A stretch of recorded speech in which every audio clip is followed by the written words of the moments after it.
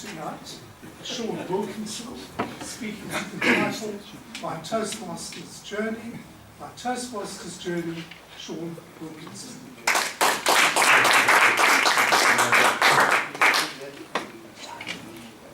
Ladies and gentlemen, I heard a story about a woodcutter in the Sahara forest.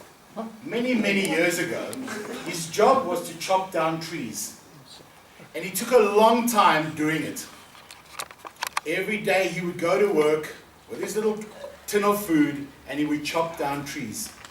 And he managed to chop down at least 2 trees a day. And along came a wanderer and said, "Sir, why don't you sharpen your axe?" The rest of the story is history. Have a look at the Sahara Desert today. Ladies and gentlemen, guests, fellow Toastmasters, my Toastmasters journey has been all about sharpening my axe. We talk about leadership, we talk about speaking, we talk about self-confidence. There are so many other things that I've learned in this time with the Forum Toastmasters, like teamwork, like management of roles, like Googling Toastmaster speeches, like coming up with creative ideas, like changing the way you want to present something when the person introducing you reads your speech from page 13, and thus you have to turn it into an impromptu speech. But the good news is, I've been trained by the best. When I joined Toastmasters, for those who are considering it, and I hope you decide to start your own Toastmasters journey, I was given a mentor. A mentor would say to me, "What are you doing right? What are you doing wrong? What are you doing differently?" And almost in my first time, because you must remember that Peter Miller nagged me for at least 6 months to join the club before I decided it would be a good idea. And I first did a bit of research. Why would I join it? Why would I give up my evening twice a month? And I saw so many things on the Google website of Toastmasters that interested me for my personal development. So I joined the club on the 1st of July last year, and I immediately observed on the first evening, somebody made a speech, I think his name was Dave Cairns, about a golden shovel, and he was dancing around, and he had the newspaper, and he was speaking to us, and I had goose flesh. I don't know if you recall that evening. I do have some of that medication for memory if you don't. But Dave stood up here, and I thought, there's my role model. There's a guy that speaks so comfortably and so confidently. He was throwing out little anecdotes. He was making little jokes. He was entertaining us. And at the same time speaking well. I thought I would follow suit, and I entered a competition. We have them twice a year. Best humorist speech competition and best prepared English speech. There are other competitions, but those are the 2 that count. And I was given a mentor, Mr. Bowker. And I did my speech, and he said, "No, I don't think that speech is going to work. You need to change it with a few days to go." I think it was the Sunday morning, and the speech contest was on the Wednesday. Because at Toastmasters, it's a protected environment. We don't mock people, we don't ridicule them unless you're going for an ACB, which is an acronym you'll learn, which is an accomplished bronze certificate, and you want to do a roast and a toast and a prize giving and a prize receiving, then you can do a bit of roasting, right? So Will said, never mock your father, your brother, your cousin. You can mock Michael Shackleton, which is that typical. And that's just a little anecdote for another day. So Will and I sat for a couple of hours, and we didn't drink at all. I haven't held my hand behind my back with my fingers crossed for a long time, but those who can see it, ignore it.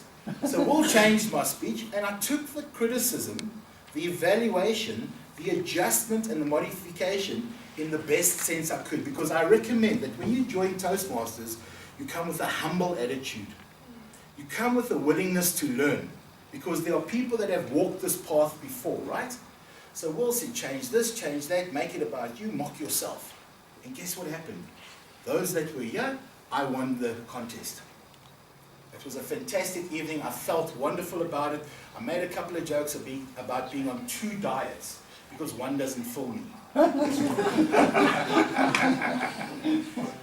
And then I paused and I waited for the people to stop laughing, because there were people rolling on the carpet. I remember, yeah, there were people rolling around, and I just stood there because Will said, when you crack the joke, deadpan, poker faced, and I'm telling you, you'll win the contest. And I took Will's instruction as my mentor, and I did 11 things right. And I went up against a gentleman that had been in the club since he played golf with Mr. Smedley in 1921. He was here. He was standing in the front, little old man with white hair, remember? And he was here, and he made a speech, and he was very, very, very animated, and I beat him with 50 years experience, and I had 5 months experience or 5 weeks experience and a fantastic mentor. It was a fantastic evening. I left my car here and I ran all the way home, which is about 11 kilometers, because I was doing a victory lap, but I hadn't done well at maths like Peter, and I forgot that there's a complete circle on a victory lap. So I just ran in one direction. Now I must tell you, when I run, whether I sprint, jog or walk, it's the same speed. It's only the expression on my face, right? So this is my sprinting face. This is my jogging face. And this is my walking face. Because chicks dig it. They like it when you look cool. So, ladies, I'm sorry. Just before I carry on, the nice thing about evaluation, and we're going to mock Bob Scarborough later, because he said he had his son for dinner. And we have no cannibals in this, even if they use knives and forks. Am I right, Mr. Scarborough? And whoever's going to mock him later, please do it with finesse, because he's a good man. So, ladies and gentlemen, prospective Toastmasters, why are you here? Why do you consider joining Toastmasters? Why did I do it? Why did we all do it? Because we want success. I don't have the answer for success. I look like a successful person. Am I right? Yes? Even if I hold my stomach in, I look very successful. I'm not yet. But one day I'll be like Peter. I won't be honorable, but at least I'll be a counselor. So vote for me if you see my face on a poster. But success, let me go back to my speech, my prepared speech. The fact is, Socrates was approached once. And the guy said to him, what is success? How do I get success? That's the meaning of life, success, how do I get it? So Socrates, those who have Greek friends, that's a Greek person, philosopher, wise man. All he did simply was grab the guy behind the head. Because those Greeks, they got nice long hair back in the day. And he pushed his head into some water that was nearby. It was like a movie, the water was right there. And he went boom, and he put his head in the water. And the guy started, I don't know what it looks like, but I can imagine, legs flailing. And the Greeks make me nervous because holding him like that could have led to another situation. But what did Socrates do? He pulled him out and he said, what is the answer that you wanted? What was the thing you needed most when you were in the water? You're not supposed to walk up and down like this in Toastmasters. You've got to plant your feet a little bit, but just bear with me. So the guy said, I wanted air. What? He said, that's what you need. The desire for air is the same desire you need to bring to Toastmasters. The desire to learn.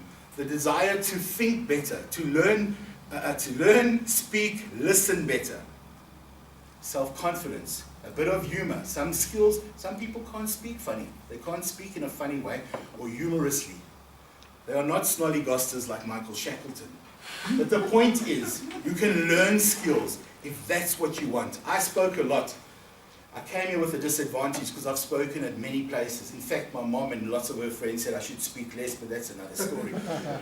I've spoken at funerals because nobody wanted to stand up at my granny's funeral. Shaun, jy kan lekker praat jy. That's Afrikaans, which means, Shaun, you speak well, please speak. Say something nice about your granny, who wasn't my grandmama. So I stood up and I made a small eulogy about the lady, my experience with her. There wasn't a dry eye in the house because I spoke emotionally about somebody that I loved. Now we have all spoken. Even when we argue with a person at the Pick and Pay or Spa, we speak to them. But with Toastmasters skills, you will be able to convince them that they are wrong and that they should behave differently towards you. But we've all spoken, made a speech at a wedding, spoken at a school, spoken to friends, spoken on the phone. The good thing about Toastmasters, Peter Miller, which is a gentleman over there, will tell you, you learn something, you develop it, and you practice it. And that's life, people. It's a journey. My Toastmasters journey is a reflection of my life. I take a bit from my past, I look at my present ability, and I go forward with my skills that I've developed. And I can only thank all these gentlemen in this room for contributing towards my Toastmasters journey. And I can only say to you people that are thinking about joining, wake up, stand up, rise.